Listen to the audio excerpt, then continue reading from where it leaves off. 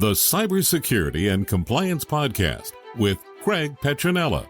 Learn about the most current IT security threats in ransomware, phishing, business email compromise, cybercrime tactics, cyber heist schemes, social engineering scams, as well as hints and tips from leading professionals to help you prevent hackers from penetrating your network and dropping ransomware or malware payloads. This podcast will arm you with the best info to defend your network against the latest cyber crimes. Don't forget to like and subscribe. And now, here's your host, Craig Petronella. Welcome, everyone, to another PTG podcast. We don't have Craig here today, but it is April Fool's Day. So happy April. Stay away from pollen.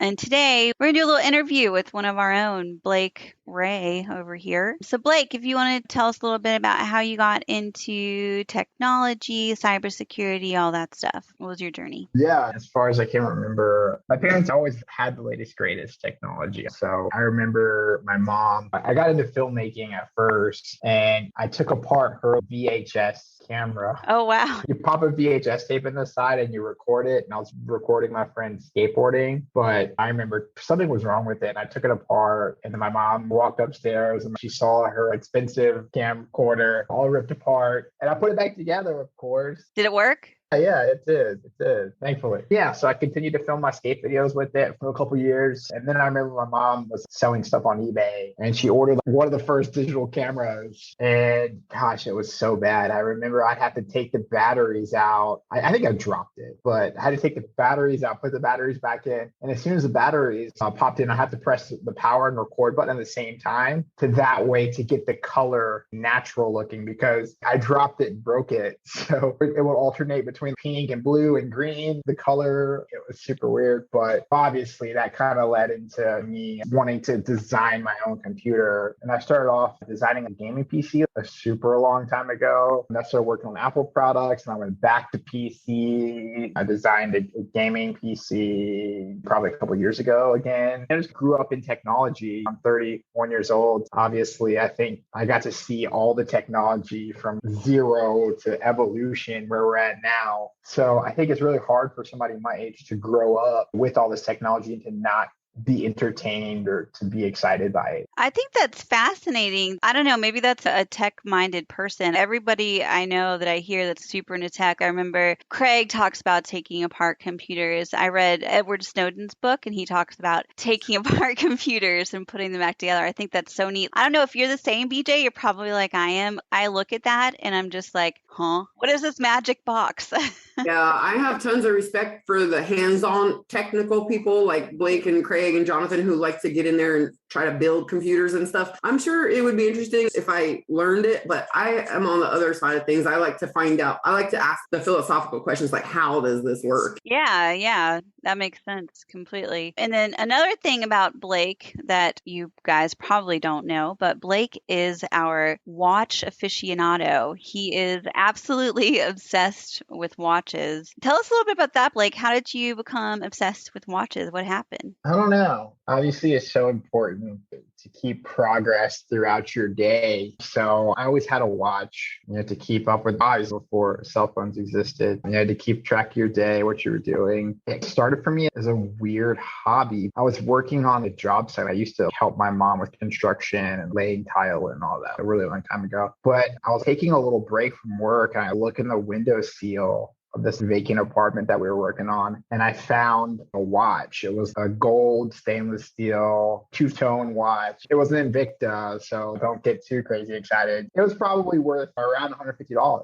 It's a score. So I wore that for a while, and then I just kind of got fascinated with computers and stuff, technology, just the craftsmanship behind it. And then I moved from quartz watches, battery-powered watches, to mechanical watches. How do watches keep the time? I don't even have an answer to that question. But there's a combination of balancing rotors, hairsprings, mechanisms that essentially are fine-tuned to produce an accurate watch. So the normal quartz, which is a battery-powered watch, is usually 0.1 to 0.2 seconds accurate per day. And then some of the mechanical and automatic variations of watches can be as little as 10 seconds plus or minus a day through the combination of hairsprings times, but during the 80s, there was this huge crisis once technology started advancing and battery powered watches became a thing. It almost turned the Swiss watch industry because of the technological progression of horology and timepieces. But then Swatch came back.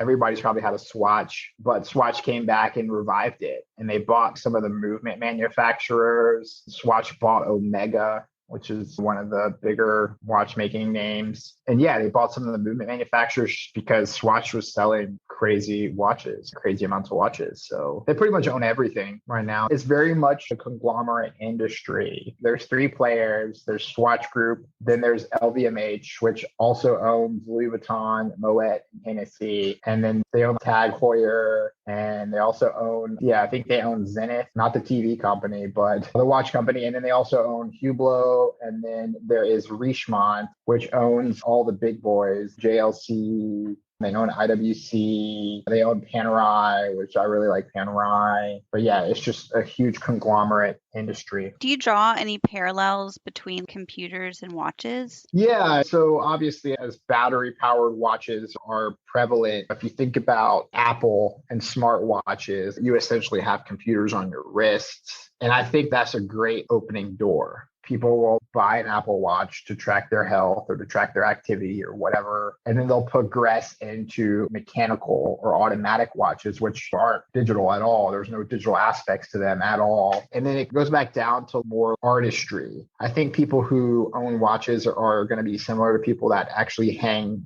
paintings or commission paintings in their house because it's all about artistry. And some watches now, they have what they call exhibition case back. So you can see through the watch and you can see the mechanism, the movement working. That sounds like my kind of entertainment. Oh, yeah, I could see that, BJ. Yeah, I like to see how things work. Did you guys, either one of you, listen to the podcast S-Town? If you like podcasts at all, which obviously you do because you're on one, but this one's called S-Town. It's by the same people that did Serial. And the main guy that's in the story, he's this eccentric guy named John from Alabama, this small Alabama town. But he has this brilliant, absolutely brilliant mind. And he was one of the great, all of the watchmakers, or the maybe more like clocks, I think, than watches. But anyway, they would come to him for help on fixing watches or timepieces in general because he just had this brilliant mind for it. You should check it out. It's really a good one. That sounds amazing. I think there's a lot of similarities between a computer and a watch. Obviously, there's a lot of digital components in a computer and there's a lot of mechanical components in a watch, but they're kind of on polar opposites of the spectrum. Some watches will have as much as 200 or 300 different components inside of it to make it function. And then in computers, it's just much larger scale. You think about a computer, a desktop or a laptop, you don't really need a microscope to work on a computer.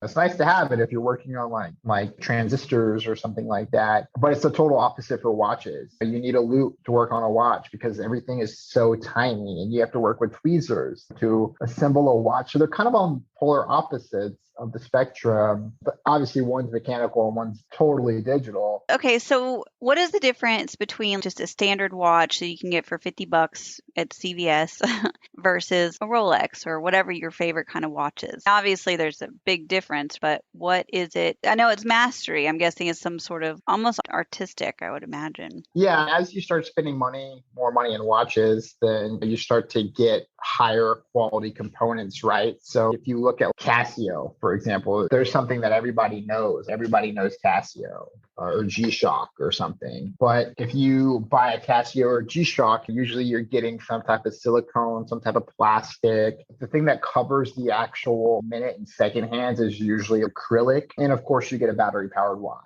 which is usually cheaper. But as you start spending more money, and I guess Rolex is probably the most known, but you start to get watches that are made from stainless steel. Rolex, for example, has their own proprietary blend of stainless steel. And then you get instead of an acrylic window to look through the watch, I guess that's the best way. Crystal is what they call them, an acrylic crystal. You start to get a sapphire crystal, so it's scratch resistant. When I was in Turkey, I was going through the watch shops and they would demo a watch. They'd be like, oh, look at this sapphire crystal. And they would take a little sharp screwdriver and just poke the heck out of it and try and scratch it. So yeah, you get a sapphire crystal, which is resistant to scratches. And then of course, you start getting the movement. So not only can you get application, but you can get finishing. So for example, a chronograph watch, most people have probably seen them, but they have little 3 subdials is what they're called. And then they have the main time function. So you can measure units of time and multiple different units of time. So if you're going on a lunch break or whatever, you can set your chronograph and then track that 15-minute time. Meanwhile, you're tracking the hours and minutes of the day. But as you start going into Rolex and these higher $10, $20, $30,000 watches, usually it comes back down to finishing. So they have different ways that they can finish a movement, whether it's a perlage, or I think they call it Cote de Genève, which is a striping pattern. And all of the finishing is all done by hand. So some watch manufacturers will buy a movement off the shelf and then they'll take it apart and then they'll refinish it and then they'll reassemble it and put it in a watch. But those are the things that as you start spending more money, you just get more quality, more attention to detail. One of my friends, Derek, he's even more nerdier about watches than I am. But he has a website where he takes microscopes, I don't know what magnification they are, 20 times or 30 times or 50 times. And he'll take pictures of the printing on the dial or the components or the patterns and the finishing. And when you put a watch under a magnification system, you can really start to see the attention to detail. That's what you're paying for. You're paying for attention to detail, craftsmanship, and artistry. Yeah, it's funny that when you said that, it actually reminded me a little bit. I remember a few years ago, more than a few years ago now, probably more like 10 or 12, but I went to an optometrist just to get my eyes checked. I have brownish, greenish eyes, and he said it was striped almost like a tiger. And he was kind of telling me just about how different irises look. When you were telling me that, it just reminded me of that. So I just thought it was funny because sometimes art does imitate life, even if it's not necessarily on purpose. But it also sounds like you and Putin might have something in common, Blake. It sounds like Putin really likes his expensive watches too. What was that article you showed us today? Yeah, no. So Putin is a huge collector of watches. And I was joking when I mentioned this, but somehow we're talking about it now. But Switzerland has been pretty neutral. Switzerland's the biggest watchmaking region in the world, of course, right there with Japan. And Germany is now becoming a part of the map, the triangle, China, of course. But anyways, Switzerland's always been a pretty neutral state. And so when Switzerland, I think they banned the export of luxury products, which of course includes leather goods and watches. There's the holy trinity of watchmaking is what they call it. The biggest 3 watchmakers in the world is JLC, Audemars Piguet, and Vacheron. Watchmakers respect those brands. And in Audemars Piguet, there was a boutique. I don't know how much inventory they had, but the FSB raided the boutique and took millions and millions of dollars of timepieces. And I was joking because I was like, oh, Putin's collection grew even larger because he's got some of the most rarest watches in the world. Putin does. He's got watches that have been made for him, special issues, one of one. What you're saying is that the reason the Russian army is doing so pitifully is because Putin has an addiction to watches.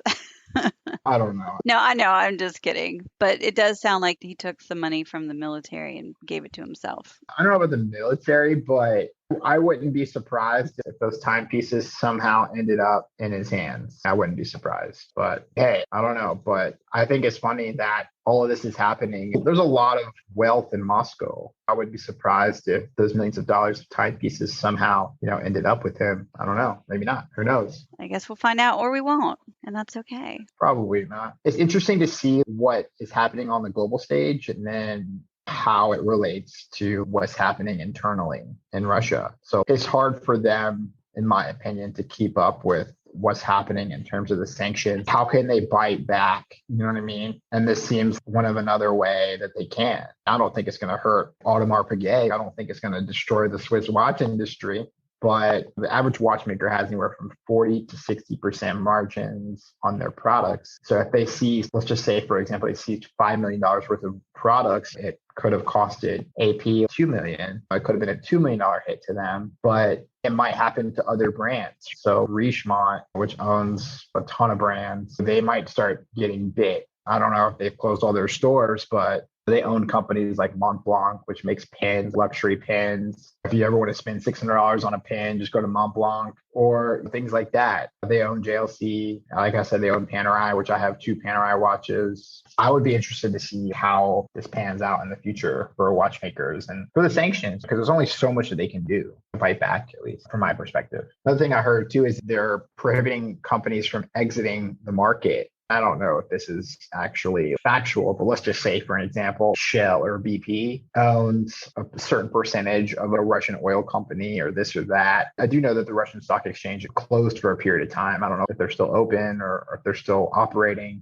but they were prohibiting these Western companies from exiting those trades. So if they had 10% in stock of said company, they weren't allowing these Western companies to sell their shares of that company. You know what I mean? So essentially they were saying, hey, look, if we're going to take a loss, you're going to ride with us. Basically what happened there then is that because Switzerland was like, no, you can't do this, and they put sanctions on Russia's then will take your watches. Yeah, I think that's how it happened. It's definitely interesting to me to see what's going to happen in the future, especially for other luxury brands. And I know technology is forefront now, and it's going to be interesting to see what happens with these other tech companies. But yeah, it was just a snapback. What else can they do? That sounds very Putin. Yeah, and I think it's ironic. He's probably got one of the craziest watch collections from what I've heard in the world. Well, I bet. And of course, it's all speculative because he doesn't show his wealth. He doesn't want his wealth to be shown.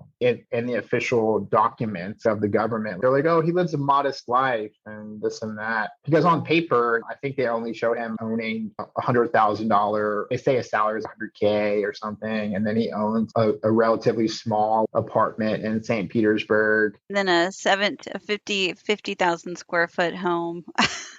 It says it's 17,691 square meters. Are you talking about the palace, the Sochi palace? Oh gosh, it's all speculation, right? One of his biggest critics, Alexei Navalny, made a documentary on the palace, and they talked about that. They talked about all the evidence that shows that he owns this house through a chain of holdings. And I think a lot of his wealth is held by his closest confidants, but who knows? This is all speculation. But they did a pretty good job at what seems like at linking it all together.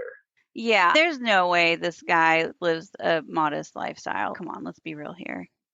He's a strong man. That's what strong men do, quote unquote, man. And some of the documentary, I watched it pretty recently, they got diagrams of the palace and they showed the layout of the palace, the SKUs and this and that. And they showed some of the product catalogs, the vendors that supply furniture to the estate and stuff like that. And yeah, they started looking up some of the products and stuff because they were so expensive. They didn't even publish the prices. Of course, I'm talking about $30,000 and $60,000 couches. Yeah, this says the estimated cost is $956,832,500. $1 billion palace. That sounds like about the same price as the house that Bill Gates got in some oceanfront thing. That it was a beautiful home and he tore it down. I guess he's completely remodeling it right now, but I think it was around that price tag, somewhere around there. At least he's open about it. No, he says he doesn't own it, actually. He denies owning it. He's not a government official, I guess is my point. Don't they all fit the same kind of bill?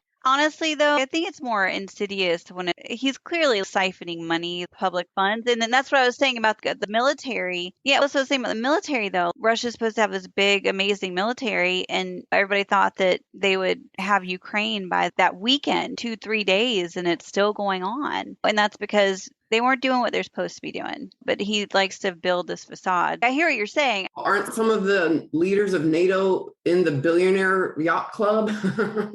I think it's a communal disease, it seems like they run in the same circles. I recently found out there's something called Billionaire Bay, and it's been there since a while back, years and years and years. An actual place that is called Billionaire Bay that I guess a lot of them frequent. I've never been there myself. Yeah, I never heard of it until recently, but I only have $999 million. yeah, it just all seems ludicrous when you think about the fact that there's children at borders and refugee camps and homeless veterans and things like that. Whenever, I don't think any of our politicians live modestly, but so when you think of it, homeless veterans is a real problem. So then it just all seems a bit insidious. I think Bernie lives pretty modestly. Other than that, I think you're probably right. He's got the 3 homes, but they inherited them. I'm just joking, but yeah, it's definitely a problem. There's this application that I've been getting into pretty recently. It actually has a lot to do with insider trading. I don't want to say the name on the podcast, but I'm sure you guys can literally just Google insider trading and figure out which application I'm talking about. But it shows you the large movement of money and how, for example, Nancy Pelosi or Chuck Schumer, or how some of these people are buying and trading their stock. It shows you how their money is moving in the stock market. So you can see, for example, Nancy Pelosi, when she makes a large order or a large sell or a call option, a put option or whatever on a huge trade. So yeah, it really does expose some of these insider trades. And these people obviously are good at making money. They are good. Politicians are good at making money and good at investing. When you're writing laws, what's going to benefit in the future and what's not going to, right? When you're actually writing things into law, I guess you would have a unique viewpoint as far as what to invest in. Yeah, I agree. It should not be allowed. The fact that there's so much money in politics, it's ridiculous. They're all pretty wealthy, it seems. So they're doing something, right? Huh? I guess how you define it. Wouldn't it be nice if there was an algorithm that sorted it all out? Truth algorithm. Sorted it out by how? Just exposed everything and categorized it using how AI is so good at pattern recognition. Wouldn't it be great if there was a truth algorithm that sorted through all activities and all data and just categorized it all and looked for patterns and then put out an analysis? And here's the objective patterns that have been found. It would just probably be jaw-dropping. Oh, yeah, I'm sure. It would rock us to the core as far as the collective reality belief system and everything. It would probably force us to just reevaluate everything we consider to be truth, and society would have to rock bottom and then rise up. I wouldn't be surprised. I'd be surprised at the people that didn't do it. It's probably so much worse than we realize, though. Yeah, I try to put myself in that situation sometimes because I can be a little bit critical of that. But it must be really difficult to know this information and not act on it. You know what I mean? That's got to be a really hard thing to resist. And I think that it should be illegal. Because power corrupts. It's a natural phenomenon that power corrupts. So just by a law of following a scientific process, deduction process, if power corrupts, then the only people that can successfully hold power are people that are incorruptible. That's just a black and white. If power corrupts, then you would have to be incorruptible. Yeah, I don't know. And then it seems like they set everything up, and then the politicians seem to be really good at gaslighting and twisting the narrative. Yeah, I won't name any names, but I don't know how I got on some political mailing list and I get the most absurd emails that are just fundraising and blatant lies. And I'm like, wow, I don't understand this, because these are like real big world figures and it's blatant lies using automated email software, because we're familiar with automated marketing software, and pretending like it's a direct message to me only and actually saying that. And it's a bold-faced lie. We know you're using automated software and you have no idea who I am, and telling me that I'm one of the favored contributors. And that's not true. I've never contributed to your campaign. You know what I mean? So it's just lies. There's a lot of dirtiness that goes on. And as you like to say, BJ, it's not sustainable. When is it going to change? We don't know, obviously, but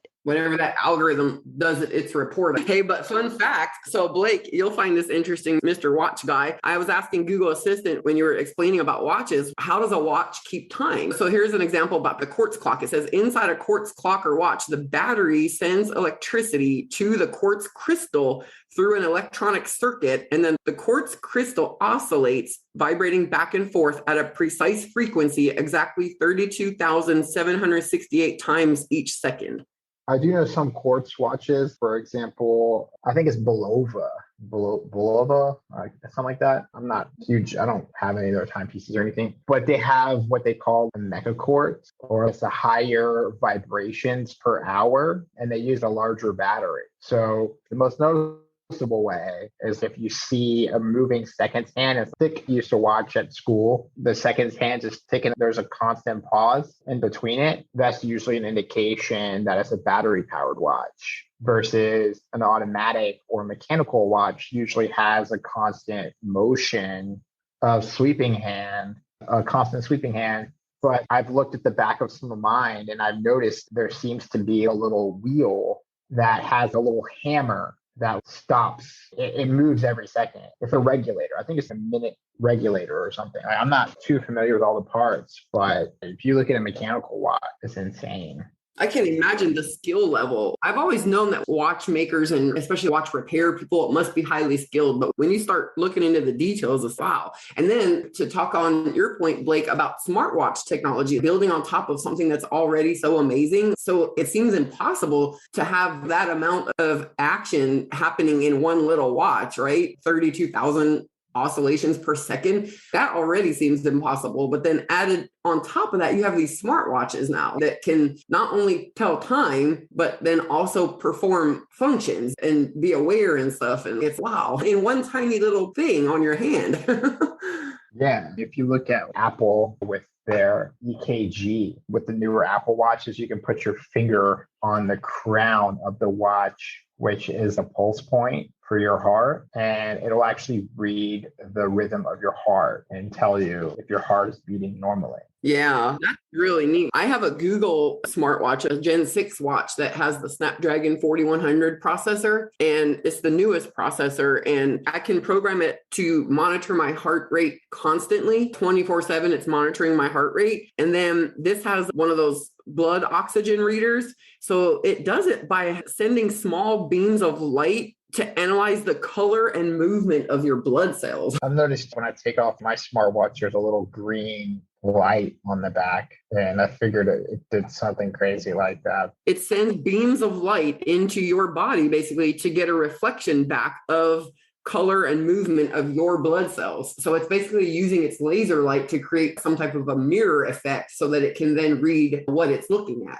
That's so phenomenal to have that on top of watch technology. Wow. If you were to show someone this watch from 2000 years ago, they would probably fall on their faces and think it was God or something. Because if you think about it from a different perspective, not from what we know today, this seems some type of a miracle that this is possible. And you know what the biggest miracle of all is the fact that time's not even real. It's really just tracking the movement of the sun, right? Because the way watches work is just oscillations, and it's a ring, a 24-hour ring moving. They used to use the megalithic structures and the sundials and sun disks to tell time. It's really just tracking the precession of the sun and different celestial bodies. Yeah. What do you mean when you say time isn't real? Time's not real. It's a construct. It's not real. I just read a whole book about it. Wow. Wasn't it Einstein that discovered that? Time is a sequential order of events passing. And so that's real because you can track that. But I guess what's not real about time is your consciousness and how you experience it, because that's relative. Yeah, time is relative and it's a construct. The sequential order of events is definitely trackable. Yeah, obviously. I don't know. Like I said, I read about it and I understand what they were saying, but I don't quite understand enough where I can explain it fully. We experience time. Fundamentally, it may not be real. I think what they're saying is that it's basically, as opposed to actually time being real or uniform, it's more that we are moving towards what we perceive to be entropy, and it's experienced differently. There's nothing uniform about it. If you go into a black hole or other planets that are far away, time will slow down or speed up. So you could age 20 years on Earth, but it's only 3 seconds on a different planet because of the way that time is experienced. So if you think about it, for every 24 hours, the Earth rotates the sun one time. Therefore, time does physically exist, but it's just a measurement. But it's different though, because not really, because for example, on Earth or on any planet, right? A meter, when you're measuring something, right? A meter is a meter, but a second's not a second. You experience it differently depending on the gravitational field and all of this other stuff. So it's a little bit different than other forms of measurement because it is relative. What about speed then? Speed can actually change time. Speed can change time. Yeah, again, I don't understand it enough to explain it here, but let me see what that book was called. Not that you guys necessarily have to read it, but it was written by, I think, a physicist. That's fun. It's just fun to think about that kind of stuff. The Order of Time by Carlo Rovelli. It was really neat. I wish I could explain it, but I wasn't planning on talking about it, so I apologize. It makes sense. But yeah, I guess it's hard to argue, especially me loving watches so much. I look down at my wrist and it's the one measurement that I live by.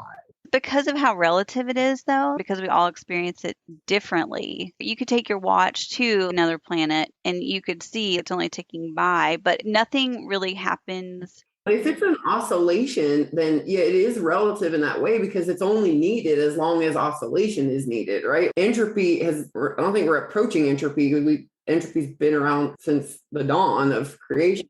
I think what we're approaching is a maximum sustainability of it. Entropy actually has to die down because it's unsustainable. There's only so much entropy that can fill space and time before you have a reverse Big Bang. But if the oscillation itself was to stop because entropy would be reduced to where things are sustainable and entropy is like a driving force, but it's like a dog biting at your heels type driving force. It's not necessarily pleasant. So if that can be stopped and we can reach a point of silence or non-movement being stilled where we don't need the oscillation anymore moving us forward because we've reached a climax of some sort, then I guess the relativity of time could then make time as non-existent at that point. Yeah, even if you're looking at somebody, you're not looking at what's happening instantaneously because even though it's a small amount, when you're next to somebody, a small amount of space, you can never see what's happening to another person or another thing. Oh, yeah. That's a key concept when it comes to quantum mechanics. You're not seeing what you're seeing when you look at someone is the output of all the processes that are taking place behind the scenes. And it's not an accurate portrayal of what's really going on behind the scenes. Only from a quantum perspective, where you get to the subatomic level, could you actually see accurately what's happening there. And the processes themselves are at that level. We're seeing the output. And yeah, it's definitely not a correct representation. As I was listening to the book and finishing it up, I was like, I need to re-listen to this because it's so dense. And I listen to audiobooks. So I'm like, I need to listen to it again. But one thing that he says, I want to take note of it the next time I read it. But in the very first, the opening of the book, he talks about this one, I don't think it's an amoeba, but it's something similar to an amoeba. And it's in the ocean and it doesn't see anything. It can't see anything that's trying to prey on it. It doesn't even really sense. It just happens to sense entropy and where it's safe. So it's almost like it just senses things. And then the way that he explained it, he brought it back around to us because we can't explain time, but obviously time goes on. When somebody passes away, they're gone. When a moment has happened, it's over. So it's not necessarily movable in that point, but what it made clear is that we are missing something as human beings, right? There's some big piece of this puzzle that is time and that is quantum physics and that is life and reality that we just aren't seeing. Yeah, we've been operating from a complete 3D perspective, and we've completely been operating without awareness of the quantum mechanics that are the underlying foundation to everything that's in reality. And he talks about that too, about the 2D versus 3D, 4D and all that stuff. It's fascinating. Ancient philosophers that said if you can find the point, you can understand all of creation because 1D, 2D, 3D, 4D, 5D, I mean, it all starts with one point and then it elevates from there. A pattern, like quantum mechanics, you can picture a dance and it starts at a point. Okay. And that one point is the missing link. Oh, that's really neat to think about. You always give me stuff to think about, VJ. I love talking to you because it just makes me think. But that's a really good point. No pun intended. Yeah, no pun intended. But maybe a little bit. Do you have an Apple Watch? Yeah, I do. Okay. I'm not a watch person and I'm not a jewelry person, but I love working with AI. And so I was thinking about trying to get an Apple Watch because I have the Google smartwatch and I'm like, oh my God. And I had an Alexa Halo View band, but I really want to get an Apple Watch just to have that one as well, just from the AI perspective. Yeah, it's literally apples or oranges. Another pun not intended. Yeah, it's just a different operating system. I've seen Jonathan's, I think he's got a Samsung watch, a Gear Samsung or something. Actually, when I was in Istanbul I was in Istanbul last week. I was waiting in line next to this guy. He had an LG smartwatch and it was actually a hybrid. And so there was a mechanical aspect of it and there was a digital aspect of it as well. So now you can see hybrid. Fossil Group owns a watch company called Skagen, which is a Danish design minimalist company. And so it functions on your wrist like a quartz power watch, but then there's also, BJ was talking about light emitting technology. So it can measure in other different types. I think there's a gyroscope in there or something where it can measure your steps, or there's companies that are making those now. And even luxury companies are making digital smartwatches. For example, Hublot made a watch for FIFA so they could measure the time and I think they could record different game functions, if I'm not mistaken. Wow. This one that I have, it's actually made by Fossil, and I got the rose gold band, and I'm not into fancy stuff. I don't have any luxurious things at all, but I got this one simply from a scientific perspective because I feel like the materials of this are very conductive for what my purposes are. But it's really neat. It has sensors for gestures. It takes a little bit of learning because I guess each device has the software loaded into it, but for that software in that one device to become good at performing functions, it needs practice. But this watch has the ability to turn my arm into a computer, basically. So I can use it as a mouse. I can scroll by flicking my wrist one way, scroll the other way by flicking my wrist, shaking my wrist to exit. And then I can actually select things by pushing down on my wrist as if it was a mouse. You can actually write and it turns to text on an Apple Watch. So if you're texting somebody, there's a bottom portion of it where you can just drag your finger across and the words. So if you're typing F or circle or 0, you just run your finger in a circle and it'll type it out for you. Or you could do, of course, voice to text. But as a watch guy, there's a lot of people that say these types of instruments are destroying the watch community somehow. And I don't really think about it like that. Obviously, it's going to be an entry door for a lot of people into the hobby. I guess this is unrelated, but related. But if you look at everything that is not digital technology loses its value so quickly. Computers, technology. If you want to see some dated things, just look at technology. Look at cameras from 5 years ago, 10 years ago that were barely shooting HD. And now they're shooting 4K, 6K, 8K, yada, yada. TVs, 4K TVs, and now there's 8K. So if you look at technology, it's progressed so quickly in such a small period of time. But if you look back, now it's the mechanical things that are retaining their value. If you look back, Paul Newman's Rolex Daytona, which was designed, I think it was probably designed, I don't know, maybe in the 60s or something, was auctioned off for, I can't remember, it was millions of dollars that it recently was auctioned for. That's the reason why I think about watches a lot. Most people don't understand my obsession with watches, but we get such accustomed to buying technology, whether it's headphones, computers, TVs, telephones, and those things immediately lose their value.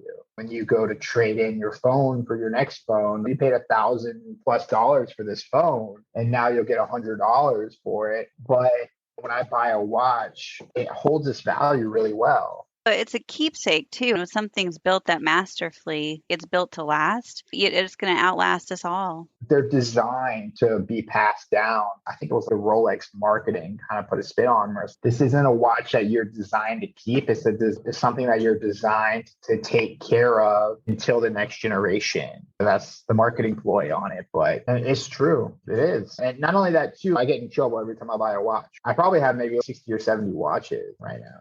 Maybe 70+. I've got a case of 30 watches that is full. And then I have a safe with all my other luxury pieces, which there's probably another 35 or 40 watches in there. But I think about it as a way of parking money, not spending money because of that mechanical aspect of it. With the right amount of research, you can find the right timepiece at the right price and automatically gain value immediately. And another example is the watch that I picked up in Istanbul last week. I paid around $260 for it. And these things are trading now upwards of $3,000 to $4,000. Wow, that's a really good return on investment. Good return on investment. Let's talk about smart devices in the home, because as you guys know, I have a smart home, and my smart home, for some reason, you would think my electricity bill would have went up because of adding these extra devices. Well, my electricity usage has reduced by 30% month over month. Yeah, interesting. I don't know how that's possible. If you have, Nest, for example, I believe in a smart home to a degree, but not entirely. Are you talking about the thermostat? Yeah. That's actually the one that I don't have because I rent this house. And so I don't want to mess with their thermostat. So that's the thing that would make sense if my electricity went down because of the Nest thermostat, but I don't have that. I have all just devices. Do you have it where it turns off the lights automatically and things like that? No, because I'm trying to teach it to get real sharp with voice commands. So I do it all by voice. So I'm thinking that maybe we don't understand exactly how solar flares work and that there's a possibility that my power is being consumed less because maybe there's power from an outside source. I don't know. 30% is a really big reduction. And it's definitely not because of not running AC or heat because the weather's been consistent here. It's been heater weather every day. But yeah, something's changed my consumption of electricity by 30%. So that's pretty big. Maybe you've been working less. Yeah, my devices stay on all the time. So no, that's definitely not it. My devices are always on.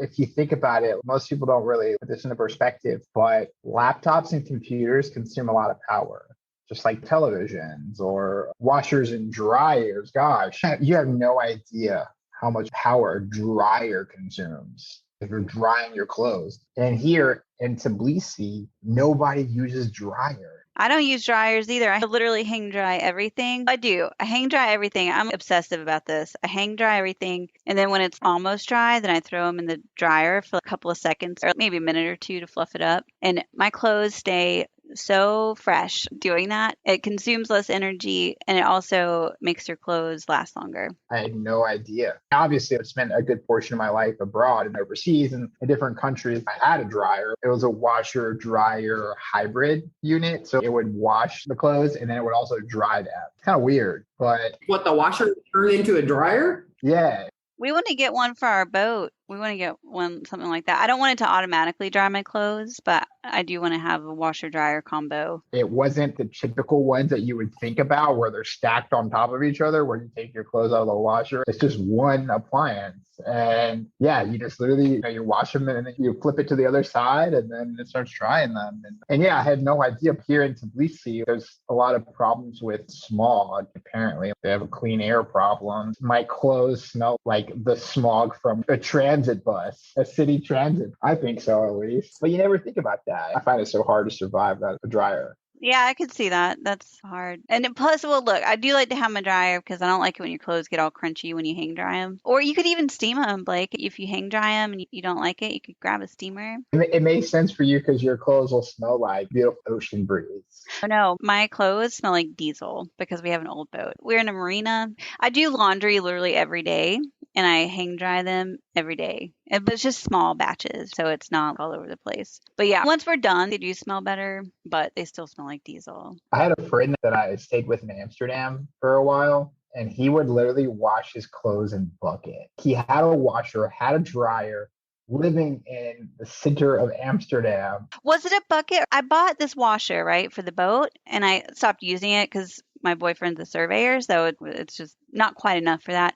But it's a bucket, and it's got this little thing inside of it. The water goes through, and you push it like up and down. It's pretty cool. Yeah, I know what you're talking about. It's just like a little plunger and it spins it. Yeah, something like that. He was just using straight up buckets. I'm sure you've seen the big plastic buckets that kids would have for sand or sand boxes or whatever, and they were maybe 5-gallon plastic buckets. He would have them scattered across his kitchen.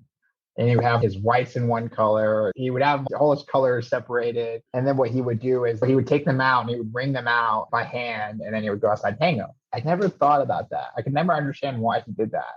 I don't either. It was annoying because every time I'd have to go make breakfast or something, I stayed with him for maybe a month or so. Walk around the buckets. Yeah, I'd have to jump around the bucket into the kitchen. And I just remember it so vividly, but the things that you take for granted. Yeah, I guess we should go ahead and wrap it up here. Blake, thank you for letting us interview you. That was awesome to get to know you a little bit better and understand why you love watches so much. And I don't think you're quite as bad as Putin, but it's funny you guys have that in common.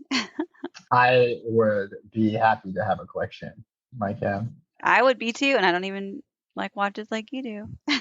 I'd sell them. I'd sell them all to you for a good price, Blake. Probably, and I'd probably help you sell them. Take a nice commission. All right, let's do it. We just won't tell anybody except for people that listen to the podcast. How's that sound? All right. Well, thanks everybody for joining. Have a wonderful weekend, and don't get tricked today on April Fool's Day. have a great weekend. And Monday, I can't wait. We have a great guest on Monday, Noelle from Prevail. She's going to be awesome. So hopefully we get some people joining in for that. But yeah, you guys have a good one, and we'll talk later. All right. See ya. Bye, everybody. Bye. Thanks for listening to the Cybersecurity and Compliance Podcast with Craig Petronella. For other episodes and more information, visit petronellatech.com. Also visit our other websites, compliancearmor.com and blockchainsecurity.com. Don't forget to like and subscribe. Thanks for listening, and stay secure.